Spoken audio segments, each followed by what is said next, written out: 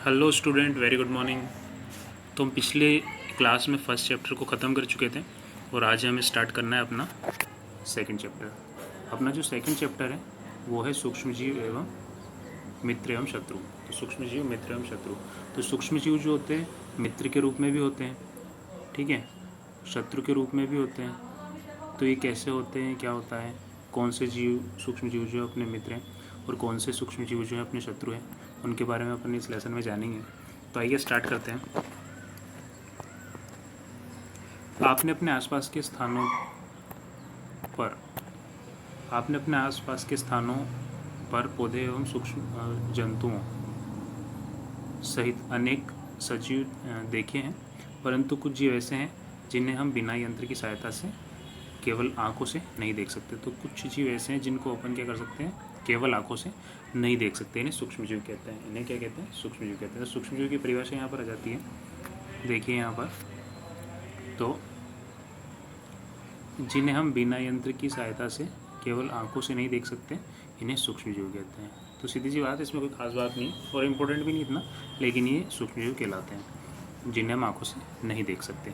उदाहरण के लिए आपने देखा होगा कि वर्षा ऋतु में नम ब्रेड की को सड़ने लगती है। जो नम ब्रेड होती है वो सड़ने लगती है। वर्षा का जो टाइम होता है, बारिश का जो टाइम होता है, उसमें जो ब्रेड है वो सड़ने लगती है। इसकी सतह सफ़ेद काले धब्बों से ढक जाती है। इन धब्बों को आवर्धित लेंस की सहायता से देखिए और आपको काले रंग की गोल सूक्ष्म संरचनाएं दिखाई देगी। क्या आप जानते हैं कि ये संरचनाएं क्या हैं, ये कहाँ से आई हैं? तो जो ब्रेड होता है या रोटी होती है अपने घर पर, उसको अगर अपन रख दें बारिश के टाइम पर या ऐसे डिब्बे में बंद करके उसको रख दें, तो उस पर क्या होता है, सफ़ेद सफ़ेद फफूंद जम जाती है और उस सफ़ेद फफूंद में आप गौर से देखोगे तो काले काले से दाने भी दिखाई देते हैं। वो दाने क्या हैं, संरचनाएं क्या हैं, आइए जानते हैं। सूक्ष्मजीव। बगीचे तथा मैदान में एक बीकर में थोड़ी सी मिट्टी लीजिए। तो अपन को एक क्रियाकलाप करना है। क्रियाकलाप में क्या करना है, बगीचे में मैदान में जाना है और वहाँ पर क्या करना है, एक बीकर में अपन को मिट्टी लेनी है तथा इसमें जल डालिए। इस मिट्टी में अपन को क्या डालना है, जल डालना है। जल के कण बैठ जाने के पश्चात जल की एक बूंद स्लाइड पर लेकर सूक्ष्मदर्शी की सहायता से इसका परीक्षण कीजिए, ठीक है। तो मिट्टी के कण बैठ जाने के बाद इसमें जल डाल दिया अपन ने बीकर में मिट्टी घुल चुकी है और इसकी जब मिट्टी है वो नीचे बैठ जाए तो अपन को क्या करना है, सिर्फ एक बूंद लेनी है पानी की और उस बूंद को कहाँ रखना है, अपने को स्लाइड पर रखना है और स्लाइड पर रखने के बाद उसको सूक्ष्मदर्शी की सहायता से देखना है। तो आपको बहुत सारे सूक्ष्मजीव उसमें देखने को मिल जाएंगे। एक तालाब पोखर में जल की कुछ बूंदें लीजिए, कांच की स्लाइड पर फैलाकर सूक्ष्मदर्शी की सहायता से इसका परीक्षण कीजिए। एक तालाब या पोखर होता है, तालाब होते हैं या कहीं भी जहाँ पे पानी भरा रहता है, तो वहाँ पर जाकर के एक बूंद लीजिए, पानी की स्लाइड पर डालिए और सूक्ष्मदर्शी की सहायता से उसको देखिए। तो उसमें भी आपको क्या दिख जाएंगे, सूक्ष्मजीव दिख जाएंगे जब आप सूक्ष्मदर्शी की सहायता से इसको देखोगे। क्या आपको सूक्ष्मजीव गति करते हुए दिखाई दे रहे हैं? तो आपको उसमें ये दिखाई देंगे। इन प्रेक्षणों से पता चलता है कि मिट्टी एवं पानी में अनेक छोटे छोटे सूक्ष्मजीव उपस्थित होते हैं। मिट्टी और पानी में क्या होते हैं, छोटे छोटे सूक्ष्मजीव होते हैं। सूक्ष्मजीव इतने छोटे होते हैं कि इन्हें बिना यंत्र की सहायता से नहीं देखा जा सकता। तो इतने छोटे हो सकते हैं, माइक्रोस्कोप के बिना आप उसको देख ही नहीं सकते, बहुत ज़्यादा छोटे होते हैं। इनमें से कुछ जैसे कि ब्रेड पर उगने वाले कवक को आवर्धित लेंस की सहायता से देखा जा सकता है। इनमें से कुछ होते हैं जिनको लेंस की सहायता से आप देख सकते हो, लेकिन नॉर्मली सूक्ष्मदर्शी की सहायता चाहिए होती है इनको देखने के लिए, जबकि अन्य बिना सूक्ष्मदर्शी की सहायता से दिखाई नहीं देते। सूक्ष्मदर्शी आवर्धित लेंस जो होता है, वो जो लेंस होता है आपने देखा होगा, उत्तल लेंस होता है। उत्तल लेंस वो जिससे अपन अगर प्रकाश में रखें उसको और उसके साइड में आगे कागज़ लगाते तो उसमें आग लग जाती है। बीच में से मोटा होता है, साइडों में से पतला होता है, देखा होगा आपने। देखो ऐसा होता है, ऐसा लेंस होता है। वो किनारों पर से तो पतला होता है, और बीच में से जो होता है वो उसकी मोटाई ज़्यादा होती है, ठीक है। किनारों पर से पतला होता है और बीच में से मोटा होता है, जबकि अन्य बिना सूक्ष्मदर्शी की सहायता से दिखाई नहीं देते। यही कारण है कि इन्हें सूक्ष्मजीव कहते हैं। तो इतने छोटे होते शरीर को क्या कहा जाता है, सूक्ष्मजीव कहा जाता है। सूक्ष्मजीवों को 4 मुख्य वर्गों में बांटा गया है।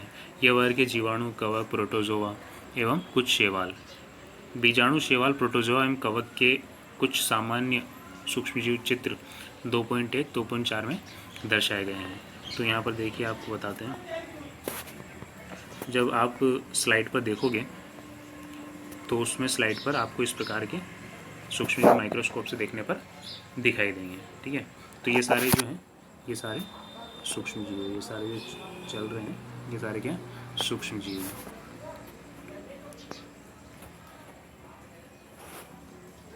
ये सारे भी क्षणनुमा जीवाणु, ये भी सारे सूक्ष्मजीव हैं। तो ये होते हैं सूक्ष्मजीव, ये भी सारे सूक्ष्मजीव के अंतर्गत आते हैं। इन्हें भी माइक्रोस्कोप की सहायता से देखा जाता है।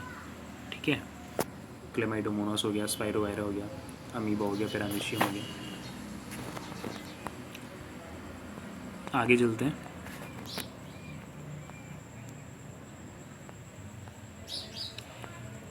विषाणु भी सूक्ष्मजीव होते हैं। तो विषाणु जो होते हैं वो भी सूक्ष्मजीव होते हैं, परंतु वे अन्य सूक्ष्मजीवों से भिन्न होते हैं।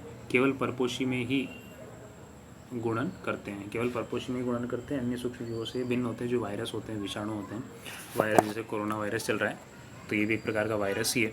तो विषाणु या वायरस जो होते हैं ये सूक्ष्मजीव होते हैं ये भी, परंतु ये अन्य सूक्ष्मजीवों से भिन्न होते हैं। अन्य सूक्ष्मजीव जो होते हैं वो तो नॉर्मली पानी में या कहीं भी अपनी वृद्धि कर लेते हैं केवल, पर ये जो होते हैं केवल परपोषी में ही गुणन करते हैं। जैसे कोरोना वायरस है तो कोरोना वायरस अगर किसी व्यक्ति के शरीर में जाएगा तो वहीं पर बढ़ेगा, वहीं पर वृद्धि करेगा, वहीं पर गुणन करेगा, अपने जैसे अन्य वायरस बनाएगा। पर अगर इसको कोई शरीर ना मिले तो ये नष्ट हो जाते हैं। अर्थात जीवाणु पौधे तथा जंतु कोशिका में गुणन करते हैं। तो जीवाणु पौधे तथा जंतु कोशिकाओं के अंदर रहकर जो है वायरस होते हैं ये गुणन करते हैं, वृद्धि करते हैं। विषाणु चित्र 2.5 में दर्शाए गए हैं। तो चित्र 2.5 में देखोगे आप तो वहाँ पर आपको विषाणु देखने को मिल जाएंगे। तो 2.5 कहाँ गया, ये विषाणु की संरचना है ये भैया, ये इस प्रकार के विषाणु में दिखाई देते हैं। ठीक है, तो ये इनकी टांगे जैसी है और ये विषाणु की संरचना है।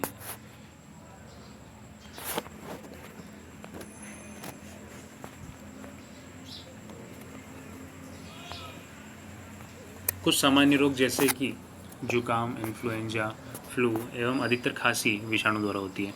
तो जुकाम, इन्फ्लुएंजा और जो खांसी होती है कैसे होती है, विषाणु के द्वारा ही होती है।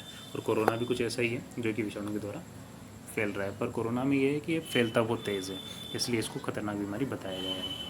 कुछ विशेष रोग जैसे कि पोलियो एवं खसरा भी विषाणु वायरस द्वारा होते हैं। तो पोलियो और खसरा रोग जो हैं ये भी वायरस के द्वारा जनित रोग हैं।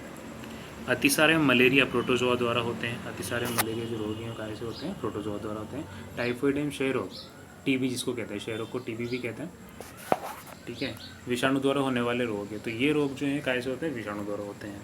इनमें से कुछ सूक्ष्मजीव के विषय में आप कक्षा 6th और 7th में पढ़ चुके हैं और अब 8th में आ गए हो, तो अब आगे की बात हम करेंगे। ठीक है, तो विषाणु का चित्र आपने देख ही लिया। आगे चलते हैं, सूक्ष्मजीव कहाँ रहते हैं। तो सूक्ष्मजीव जो हैं वो रहते कहाँ हैं, इसके बारे में बात करते हैं। तो सूक्ष्मजीव कहाँ रहते हैं ये जानते हैं। सूक्ष्मजीव एक कोशिकीय होते हैं। तो सूक्ष्मजीव क्या होते हैं, एक कोशिकीय होते हैं, जैसे जीवाणु, कुछ शैवाल एवं प्रोटोजोआ। तो सूक्ष्मजीव, जीवाणु भी सूक्ष्मजीव होते हैं, शैवाल भी सूक्ष्मजीव होते हैं। कुछ शैवाल होते हैं, लेकिन बहुत सारे शैवाल होते हैं, बड़े भी होते हैं, पर कुछ शैवाल ऐसे होते हैं जो सूक्ष्मजीव होते हैं। प्रोटोजोआ है तथा बहुकोशिक, जैसे कि शैवाल एवं कवक। बहुकोशिक भी होते हैं बहुत बारी। कौन कौन से, शैवाल एवं कवक जो होते हैं बहुकोशिक भी होते हैं। ये बर्फीली शीत से उष्ण गर्म स्रोत तक हर प्रकार की परिस्थिति में जीवित रह सकते हैं। तो ये जो वायरस होते हैं ये बर्फीली शीत से मतलब बहुत ठंड से स्रोत तक हर प्रकार की परिस्थिति में जीवित रह सकते हैं। ये मरुस्थल एवं दलदल में भी पाए जाते हैं। तो मरुस्थल और दलदल में भी ये पाए जाते हैं। यह मनुष्य सहित सभी जंतुओं के शरीर के अंदर भी पाए जाते हैं। तो मनुष्य के अंदर भी पाए जा सकते हैं और जंतुओं के शरीर के अंदर भी पाए जाते हैं, मतलब शरीर के अंदर ये पाए जाते हैं, बाहर ये निष्क्रिय हो जाते हैं। कुछ सूक्ष्मजीव दूसरे जीवों पर आश्रित रहते हैं। कुछ सूक्ष्मजीव जो होते हैं वो दूसरे जीवों पर आश्रित भी रहते हैं, जबकि कुछ अन्य स्वतंत्र रूप से पाए जाते हैं। अमीबा जैसा सूक्ष्मजीव अकेला रह सकता है, जबकि कवक एवं जीवाणु सूक्ष्म समूह में रहते हैं। तो कवक और जीवाणु जो होते हैं समूह में रहते हैं, लेकिन अमीबा जो है, अमीबा एक सूक्ष्मजीव का नाम है, बहुत नाम सुनोगे आप इसका आगे। तो अमीबा जो है सूक्ष्मजीव है, और ये जो होता है ये अकेले रह सकता है, लेकिन जो कवक हैं वो समूह में रहते हैं। फफूंद वगैरह जो है वो समूह में रहते हैं, वो एक साथ ही मिलेंगे आपको। तो इस वजह से अपन देख भी सकते हैं उनको कि बहुत सारे होते हैं संख्या में। ठीक है, कवक या फफूंद जो होती है वाइट वाइट कलर की दिखाई देती है। सूक्ष्मजीव और हम, तो सूक्ष्मजीव की हमारे जीवन में महत्वपूर्ण भूमिका है। सूक्ष्मजीव ऐसा नहीं कि अपने काम के नहीं है, बहुत महत्वपूर्ण भूमिका निभाते हैं। इनमें से कुछ हमारे लिए लाभदायक हैं और कुछ अन्य हानिकारक तथा जीवों में रोग के कारक हैं। तो कुछ तो अपने लिए लाभदायक भी हैं और अन्य हानिकारक भी हैं और जीवों में रोग के कारक भी है। तो कुछ ऐसे होते हैं जिनसे रोग भी हो सकते हैं और कुछ लाभदायक भी होते हैं, कुछ हानिकारक भी होते हैं। आइए हम विस्तार से इनका अध्ययन करेंगे, कौन लाभदायक है, कौन हानिकारक है। तो आइए जानते हैं। मित्रवत सूक्ष्मजीव। मित्रवत सूक्ष्मजीव क्या होते हैं? जो हमारे मित्र हैं, जो अपने लिए लाभदायक है, उनको क्या बोलेंगे अपन? मित्रवत सूक्ष्मजीव। सूक्ष्मजीव विभिन्न कार्यों में उपयोग किए जाते हैं। इनका उपयोग दही, ब्रेड एवं केक बनाने में किया जाता है। तो सूक्ष्मजीव का उपयोग देखो यहाँ पर कितनी काम की बात आई है। दही, ब्रेड और केक बनाने में इनका उपयोग किया जाता है। प्राचीन काल से सूक्ष्मजीवों का उपयोग अल्कोहल बनाने में किया जाता है। अल्कोहल जो शराब होती है उसको बनाने में भी सूक्ष्मजीवों का उपयोग किया जाता है। तो ये इम्पोर्टेंट बात है, अल्कोहल बनाया जाता है सूक्ष्मजीवों की सहायता से। नेक्स्ट है, पर्यावरण को स्वच्छ करने के लिए भी इसका उपयोग किया जाता है। उदाहरण के लिए कार्बनिक अपशिष्ट, सब्जियों के छिलके, जंतु अवशेष, विष्ठा इत्यादि का अपघटन जीवाणुओं द्वारा किया जाता है। तो इनका जो अपघटन किया जाता है जीवाणु के द्वारा ही किया जाता है। अपघटन का मतलब इनको सड़ा करके नष्ट करना। तो ये जो पर्यावरण में रहने वाले कार्बनिक पदार्थ हैं, सब्जियों के टुकड़े वगैरह, ये सारी चीज़ें हैं, तो इनको नष्ट करने के लिए काय का उपयोग किया जाता है? जीवाणुओं का उपयोग किया जाता है। जीवाणु को उसमें डाल दिया जाता है जिससे वो सड़ जाते हैं और सड़ कर मिट्टी में मिल जाते हैं और ख़त्म हो जाते हैं। ठीक है,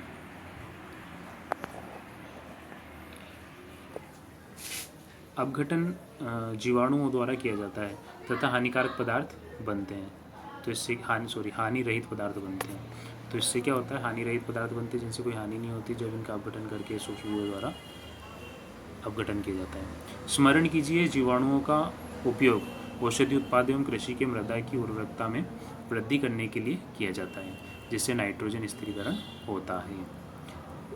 जीवाणुओं का उपयोग अपन ने औषधि उत्पाद एवं कृषि की मृदा की उर्वरकता बढ़ाने में भी किया था। तो अपन ने बात करी थी यहाँ एक लेसन में कि जो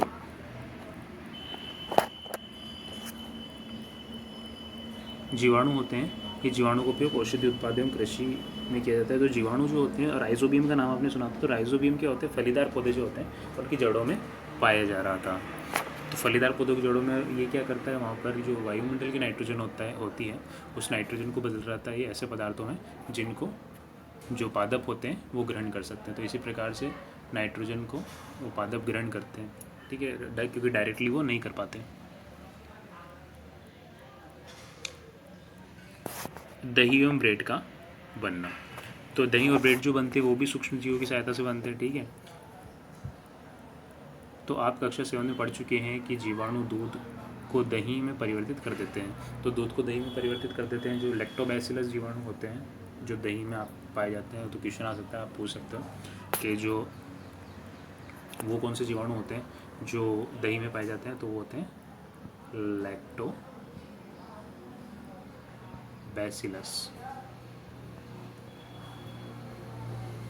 ठीक है, तो लैक्टोबैसिलस जीवाणु जो होता है वो कायम पाया जाता है? दही में पाया जाता है। तो ये दही में अपन क्या करते हैं, ये जीवाणु, तो देखिए अपन आपकी माँ क्या करती है या घर पे लोग क्या करते हैं, जो दूध होता है उसमें क्या करते हैं? लैक्टोबैसिलस नामक जीवाणु डाल देते हैं। मतलब जो दही होता है अपने पास उसमें ऑलरेडी होते हैं। तो जैसे उस दही को अपन डालते हैं दूध में, तो दूध में वो वृद्धि करने लगता है, उस दूध को कायम बदल देता है? दही में बदल देता है। ठीक है, उसके बाद दही में अनेक सूक्ष्मजीव पाए जाते हैं जिनमें लैक्टोबैसिलस नाम जीवाणु प्रमुख है। तो देखो ये नाम आ गया लैक्टोबैसिलस। तो लैक्टोबैसिलस जो होता है वो दूध में जो दही होता है उसमें प्रमुख होता है, जो दूध को दही में परिवर्तित कर देता है। तो लैक्टोबैसिलस ना हो तो अपन दही नहीं जमा सकते, और दही को जमाने के लिए किसकी ज़रूरत पड़ती है? लैक्टोबैसिलस जीवाणु की, जो कि पुराने दही में पाया जाता है। वह दूध में जनन करता है और दही में उसको परिवर्तित कर देता है। जीवाणु पनीर, जो जीवाणु जो होते हैं वो पनीर बनाने में, अचार बनाने में, अनेक खाद्य सामग्री बनाने में उत्पादन में सहायक हैं। तो ये सारी चीज़ें बनाने के लिए इनका उपयोग किया जाता है। रवा, सूजी, इडली एवं भटूरे का एक महत्वपूर्ण संगठक दही है। तो इन सारी चीज़ों में क्या डलता है? दही डलता है, और दही से ये अच्छे बनते हैं। क्या आप अनुमान लगा सकते हैं कि ऐसा क्यों है? तो आइए जानते हैं। तो अपन क्रियाकलाप करके देखते हैं। एक बर्तन में आधा किलोग्राम आटा अथवा मैदा लेते हैं तथा उसमें थोड़ी सी चीनी डाल देते हैं और गर्म पानी में उसको घोल देते हैं। उसके बाद क्या होता है, इसमें थोड़ी सी मात्रा में 1 चुटकी ईस्ट पाउडर डाल देते हैं। ईस्ट पाउडर जो होते हैं ईस्ट जीवाणु होते हैं, ठीक है। तो उसको अपन उसमें डाल देते हैं, मिलाकर गूँथ लीजिए। आप 2 घंटे बाद क्या देखते हैं, तो उसको गूँथने पर क्या देखते हैं, आप गूँथे हुए मैदे को उठा हुआ पाएंगे। तो अपन जो मैदा गूँथेंगे उसमें अपन ने मिला दिया, फर्स्ट वाले चित्र में आपको दिखाई दे रहा है, ठीक है। तो ये फर्स्ट वाले चित्र में अपन ने क्या किया, पानी में खाली क्या किया, मैदे को घोल दिया है। तो उसके बाद जब अपन कुछ समय रुकेंगे, कुछ घंटों तक रुकेंगे, तो उसके बाद अपन देखेंगे कि जो ये मैदा है ये पानी के लेवल पे था, पहले दिखाई नहीं दे रहा था, लेकिन ये अब इतना ऊपर तक आ गया, फूल गया पूरा मैदा। ऐसे जब अपन जलेबी बनाते हैं, तो जलेबी बनाते टाइम जब वो मैदे को सड़ाया जाता है, सड़ा के मैदे को बनाया जाता है, तो वहाँ पर भी ईस्ट जीवाणु होते हैं जो काम आते हैं, और इन्हीं का उपयोग उसमें किया जाता है। इस चीज़ को कहते हैं खमीर उठाना, खमीर उठी हुई मैदा। तो इस प्रक्रिया को कहते हैं खमीर उठी हुई मैदा। ईस्ट तीव्रता से जनन करते हैं, करके श्वसन के दौरान कार्बन डाइऑक्साइड उत्पादित करते हैं। तो ईस्ट क्या करते हैं, कार्बन डाइऑक्साइड का उत्पादन करते हैं श्वास लेकर के। उसमें गैस के बुलबुले खमीर वाले मैदे का आयतन बढ़ा देते हैं। तो ये कार्बन डाइऑक्साइड के बुलबुले होते हैं, इनकी वजह से क्या होती है, मैदे का आयतन बढ़ जाता है, मैदा फूल जाती है। ये बेकिंग उद्योग में यीस्ट के उपयोग का आधार है। तो बेकिंग उद्योग जो होता है उसमें यीस्ट का उपयोग का आधार, यीस्ट के उपयोग इसी में के द्वारा किया जाता है बेकिंग उद्योग में, जिसमें ब्रेड, पेस्ट्री एवं केक बनाए जाते हैं। तो जो आप खाते हो ब्रेड, पेस्ट्री या केक, ये सारे भी इसी माध्यम से बनाए जाते हैं। यीस्ट जो है वो बहुत इंपॉर्टेंट होता है इस काम के लिए, ब्रेड, पेस्ट्री और केक बनाने के लिए। Okay student, thank you. कल अपन सूक्ष्मजीवों का वाणिज्यिक उपयोग पढ़ेंगे। सूक्ष्मजीवों का क्या उपयोग है, उद्योग धंधों में इनसे कैसे कमाई की जा सकती है, क्या है। तो एक एग्जांपल तो अपने सामने आ ही गया कि बेकिंग, जो बेकरीज होती है वहाँ पर इसका बहुत उपयोग किया जाता है, यीस्ट जीवाणु होता है इनका। तो कल अपन इसको डिटेल में पढ़ेंगे। Okay, thank you. आज के लिए इतना ही, कल देखते हैं आगे।